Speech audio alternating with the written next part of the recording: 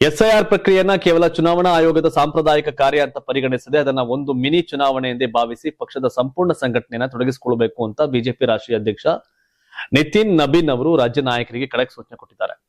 High voltage ಸಭೆಯಲ್ಲಿ ರಾಜ್ಯಾದ್ಯಂತ SIR ಪ್ರಕ್ರಿಯೆಗೆ ಸಂಬಂಧಿಸಿದಂತೆ ಪಕ್ಷ ಇದುವರೆಗೆ ನಡೆಸಿರುವ ಸಿದ್ಧತೆಗಳ ವರದಿಯನ್ನ ರಾಷ್ಟ್ರೀಯ ಅಧ್ಯಕ್ಷರು ಕೂಲಂಕುಷವಾಗಿ ಪರಿಶೀಲನೆ ನಡೆಸಿದರು. ಈ ವೇಳೆ ಮಾಹಿತಿ ನೀಡಿದ ರಾಜ್ಯ ಪ್ರಧಾನ ಕಾರ್ಯದರ್ಶಿ ಪಿ ರಾಜೀವ್ ಅವರು ಈಗಾಗಲೇ ರಾಜ್ಯದ ಬಹುತೇಕ ಸಂಘಟನಾ ಜಿಲ್ಲೆಗಳಲ್ಲಿ ಎಸ್ಐಆರ್ ಸಮಿತಿಗಳನ್ನು ರಚಿಸಲಾಗಿದ್ದು ವಿವಿಧ ಹಂತದ ಪೂರ್ವಭಾವಿ ಸಭೆಗಳನ್ನು ಯಶಸ್ವಿಯಾಗಿ ನಡೆಸಲಾಗಿದೆ ಅಂತ ವಿವರಿಸಿದರು. ಇದಕ್ಕೆ ಪ್ರತಿಕ್ರಿಯಿಸಿದ ನಿತಿನ್ ನಬೀನ್ ಕೇವಲ ಸಮಿತಿ ರಚನೆಗೆ ಸೀಮಿತವಾಗದೆ ತಳಮಟ್ಟದಲ್ಲಿ ಕೆಲಸ ಆಗಬೇಕು, ತಕ್ಷಣವೇ ಎಲ್ಲಾ ಶಾಸಕರು ಹಾಗೂ ವಿಧಾನ ಪರಿಷತ್ ಸದಸ್ಯರನ್ನ ಒಳಗೊಂಡಂತ ವಿಶೇಷ ಸಭೆಗಳನ್ನು ಆಯೋಜಿಸಿ ಅತ್ಯಂತ ಸಣ್ಣ ವಿಷಯಗಳನ್ನ ಗಂಭೀರವಾಗಿ ಪರಿಗಣಿಸಬೇಕು ಅಂತ ಸಲಹೆ ನೀಡಿದರು.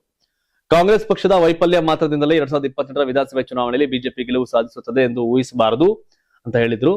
ಪಕ್ಷದ ಒಳ ಸಂಘಟನೆ ಮತ್ತು ಜನಸಂಪರ್ಕವನ್ನ ಬಲಪಡಿಸುವ ಅಗತ್ಯವನ್ನ ಅವರು ವಿಶೇಷವಾಗಿ ಒತ್ತಿ ಹೇಳಿದರು. ಬಿಜೆಪಿ ಕಾರ್ಯಕರ್ತರು ಮತ್ತು ನಾಯಕರಿಗೆ ಆತ್ಮಸಂತೃಪ್ತಿ ಬೇಡ ಎಂದು ಎಚ್ಚರಿಕೆ ಕೊಟ್ಟಿದ್ದು ಪ್ರತಿ ಹಂತದಲ್ಲೂ ಸಂಘಟನೆಯನ್ನ ಬಲಪಡಿಸುವುದು ಅವಶ್ಯಕ ಅಂತ ತಿಳಿಸಿದರು. ರಾಜ್ಯದಲ್ಲಿ ಈಗಾಗಲೇ ಕಾಂಗ್ರೆಸ್ ಆಡಳಿತದಲ್ಲಿರ್ತಕ್ಕಂಥ ಹಿನ್ನೆಲೆಯಲ್ಲಿ ಸ್ಪರ್ಧೆ ಇನ್ನಷ್ಟು ತೀವ್ರವಾಗಲಿದೆ ಅಂತ ಅವರು ಅಭಿಪ್ರಾಯಪಟ್ಟರು. 2028ರ ಚುನಾವಣೆಗೆ ಬಿಜೆಪಿ ಅವರು ಈಗಾಗಲೇ ರೆಡಿ ಆಯ್ತವ್ರೆ. ನಿಮ್ ಪ್ರಕಾರ ಮುಂದಿನ ಚುನಾವಣೆ ಯಾರು ಗೆಲ್ತಾರೆ? Congress, BJP, JDS, KRS party ಅಥವಾ ಕಾಕ್ರೋಚ್ ಜನತಾ ಪಾರ್ಟಿ ರಿಜಿಸ್ಟರ್ ಆಗ್ಲಿಲ್ಲ, ನೋಡ್ಬೇಕೇನೋ ಅಂತ. ನಿಮ್ಮ ಅಭಿಪ್ರಾಯ ನಂಗೆ ಕಾಮೆಂಟ್ ಮಾಡಿ.